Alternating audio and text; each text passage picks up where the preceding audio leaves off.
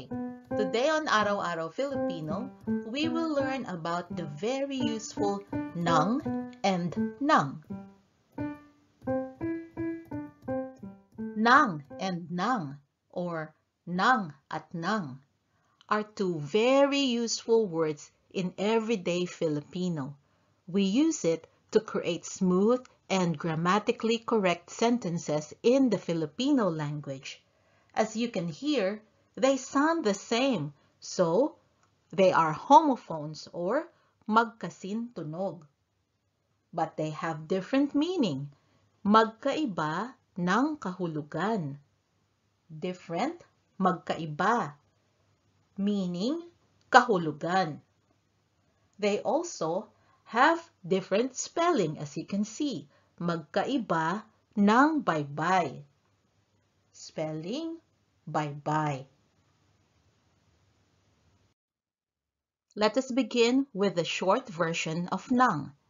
This is what we use more of in everyday Filipino. It serves as a marker or pananda. And what does it mark?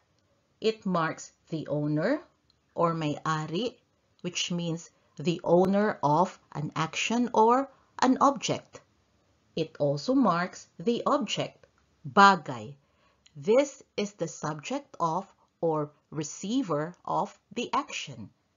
And last, it marks the agent or ahente of the action itself, meaning to say this is the doer of the action. Let us look at example sentences using nang to mark the owner or may-ari. This is the book of the child. Ito ang libro ng bata. This, ito. The, ang. Book, libro. Of the, ng. Child, bata. Who owns the book? Bata owns the libro. So we say, libro ng bata. The dog's toy is missing. Nawawala ang laruan ng aso. Dog, aso. Toy, laruan. Dog's toy, laruan ng aso. And missing is nawawala. Now let us look at examples using nang to mark the object or bagay. I ate an apple. Kumain ako ng mansanas. I, ako. Ate, kumain. And what is the object receiving the action? The apple or mansanas. So to say, ate an apple, kumain ng mansanas. Here is another one. He bought a car. Bumili siya ng kotse. He, siya. Bought, bumili. So, what is the object of the action of bumili? The car or kotse. So to say, bought a car, bumili ng kotse. Now let us look at examples using nang to mark the agent or ahente of the action. The toy was taken by the cat. Tinangay ng pusa ang laruan. The, ang. Toy, laruan. Taken, tinangay. By the is nang. And cat, pusa. So, who did the action of taking the toy? The cat. So, we mark the cat. Ng pusa. Tinangay ng pusa. The kids ate the snack. Kinain ng mga bata ang merienda. Kids, mga bata. Ate, kinain. Kids ate kinain ng mga bata. And snack is merienda.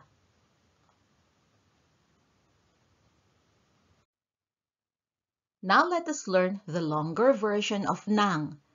We use this to mark adverbs or pananda ng pang-abay. We also use this to indicate repeated actions or umulit na aksyon. And last, we use it as a conjunction or pangatnig to connect words or phrases together. In episode 84, you saw the short nang used to mark an adverb. But this is actually wrong. The only reason that we use the short nang in episode 84 and actually every lesson of Araw-Araw Filipino so far is because our first objective in this channel is for you to understand when you listen to and as well as for you to be understood when you speak Filipino. And the short nang will do. But then, if you want to write in Filipino, to read in Filipino, it's important to understand that nang is used to mark adverbs.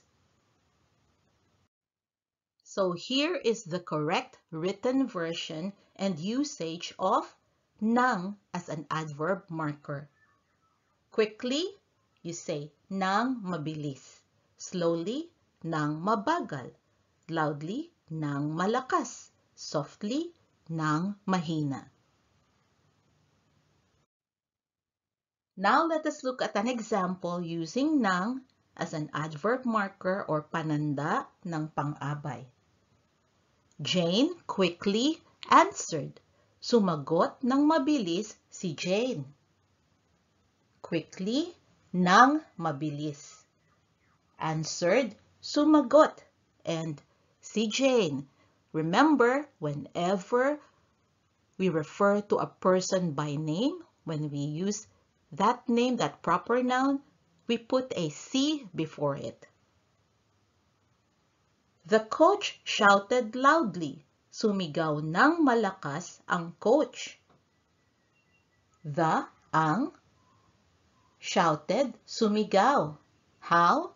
Loudly, ng malakas. Now let us look at examples using nang to indicate repeated action or umulit na aksyon. The child danced and danced. Sumayaw ng sumayaw ang bata. Ang child, bata. Danced, sumayaw. Danced and danced, a repeated action. Sumayaw ng sumayaw. Here is another one. The heart beats repeatedly. Tibok ng tibok ang puso. Heart, puso. Beats, tibok. Repeatedly, tibok ng tibok. Now, here are examples of using nang as a conjunction or pangatnig to connect phrases. I was surprised when it rained. Nagulat ako nang umulan. Ako. Surprised, nagulat. When, nang, it rained, umulan. Study so that you will be able to pass, meaning to say, you study so that you will be able to pass. Mag-aral ka nang makapasa ka. So, study, mag-aral, the implied you before study is ka, and then so that, nang,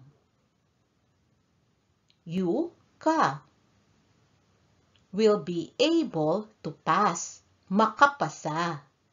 So you see how nang is used to connect phrases. The phrase, I was surprised, can be left alone and it has meaning. And It rained can be left by itself and it also has meaning. But to connect the two phrases, nagulat ako nang umulan. That is our lesson today, and I hope you found it useful.